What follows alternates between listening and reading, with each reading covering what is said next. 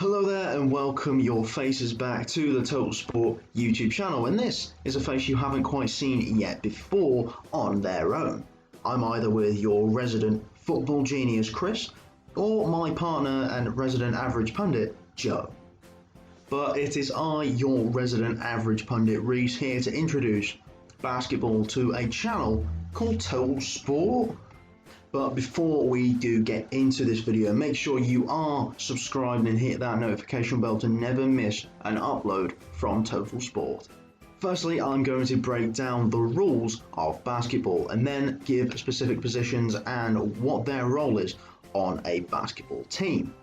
This is going to help hopefully to grow the basketball market here in the UK and gain a wider audience. And hopefully the audience for TotalSport can help us out. So let's get on to the rules. Now, the professional leagues have 12-minute quarters filled with a 24-second shot clock. Now, this shot clock makes sure that the game goes fast and it is fast-paced for the audience so that the team doesn't really hog the ball for the entirety of the game. If you do not make a shot in the 24 seconds, then that's a violation and you have to turn the ball over to the opposition.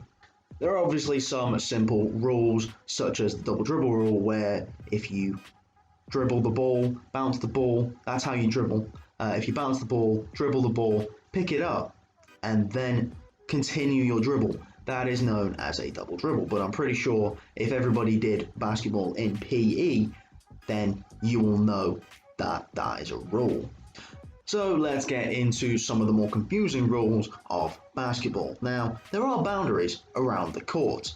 Now, in football, if the ball goes out of play, it's usually a throw-in or a goal kick, no matter if it bounces out of bounds or anything like that.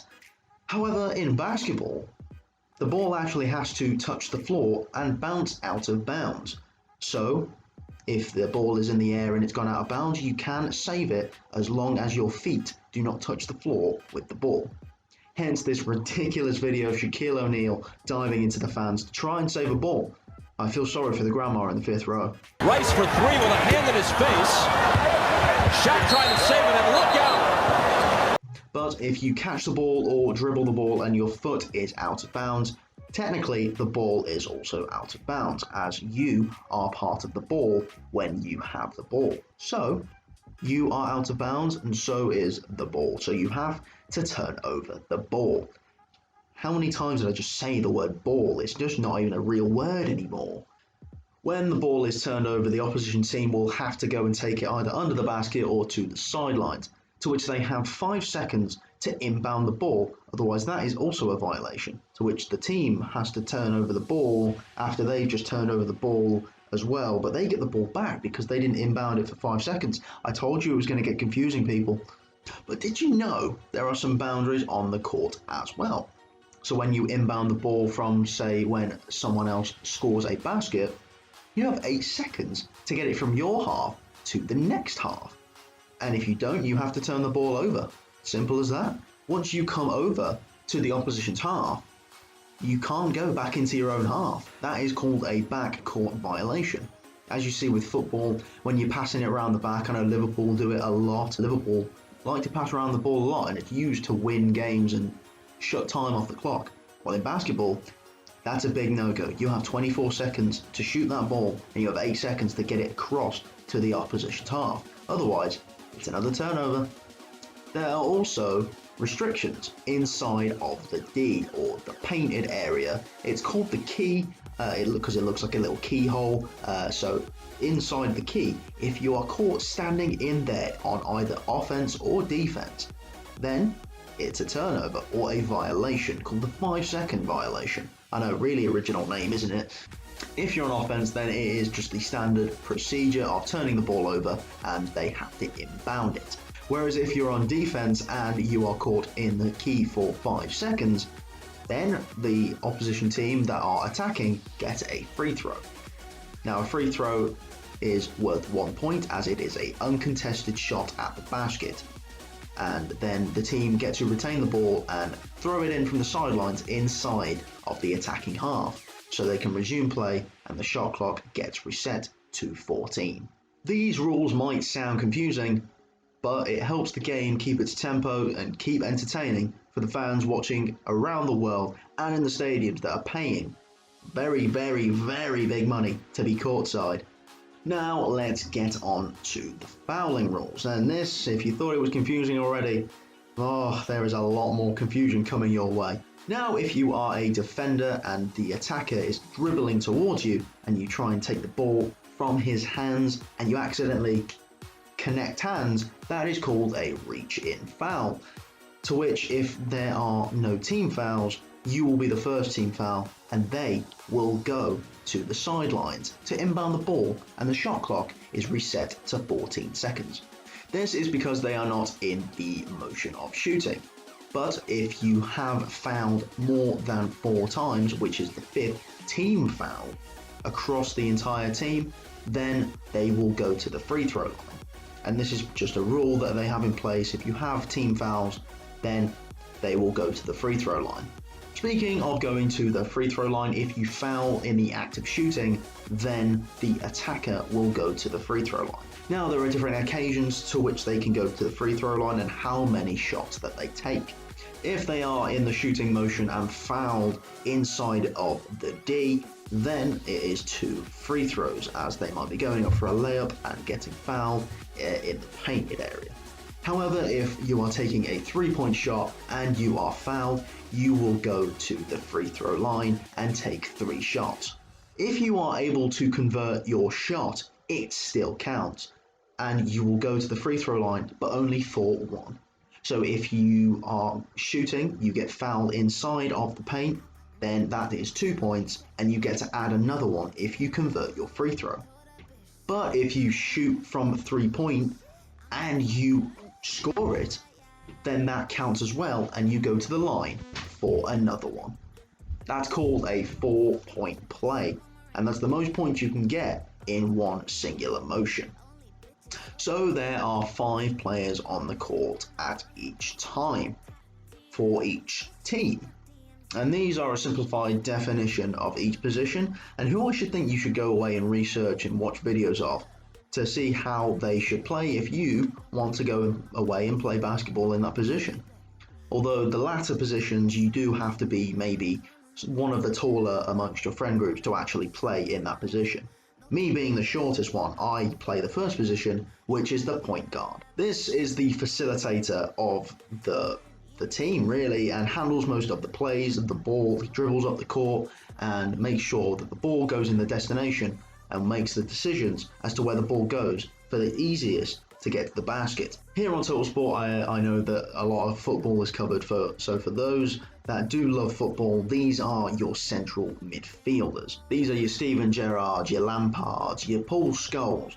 They control the game and they have the vision to make the key passes to open up the play and get buckets. They would be like the central midfielders, but they do have a lot of skills. They are known for dribbling and extreme moves to get their way to the basket. They utilize their size to get past bigger opponents and use their speed to get open shots and passes. For this position, I recommend you go and watch Kyrie Irving, the well-known Stephen Curry, and I also recommend that you go and watch the point guard, Chris Paul. Now, the next position is probably going to be a favorable one amongst the guard wanting players, and that is the shooting guard, who is paid to shoot the ball. He's just paid to shoot the ball. That's all he does. He shoots the ball.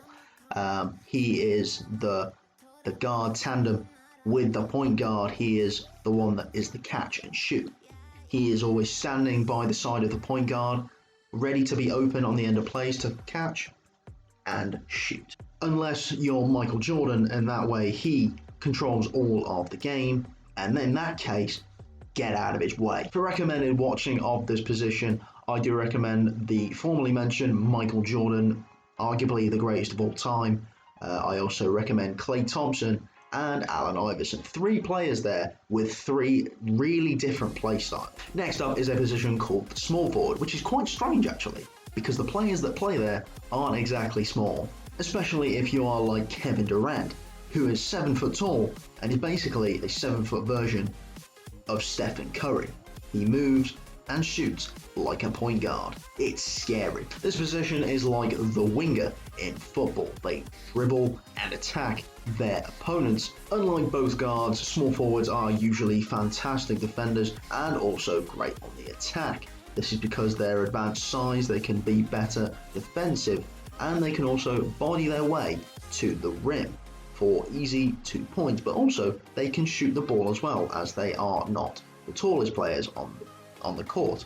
But if you do get a 7-foot player in the small forward position like Kevin Durant that can shoot, just beware that they are going to be the best player in the league. Recommended players for this are LeBron James, Kevin Durant, and someone that's just come into the league, Luka Doncic. Now this is where we get to the big boys, and the big boys start with the power forwards. Now this guy is known for being maybe not quite 7 foot tall. They are great for attacking their rim. They are fantastic at defending, and they can also shoot if they're being called upon. These are the big men that can shoot, and these are the scariest of players at the time. They may not be as good as the point guards at dribbling, but if they're called upon to shoot the ball or get to the rim, they will do so. Recommended players to watch in these positions are Anthony Davis, Dirk Nowitzki, and Charles Barkley, who's the one with the mustache in Space Jam. And our final position is quite a fun position as well if you're watching the highlights of the big men. Now it is the center. These players camp under the basket, obviously, no more 5 seconds as we've just been taught, and they, instead of shoot the ball, hang around the basket and just try and lay it in after they catch the rebounds. These men use their size and stature to dominate the ball, and they dominate the play at any given time.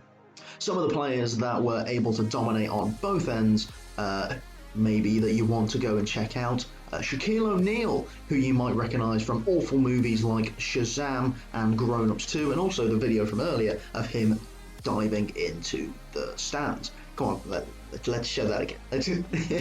Rice for 3 with a hand in his face. Shaq trying to save it, and look out!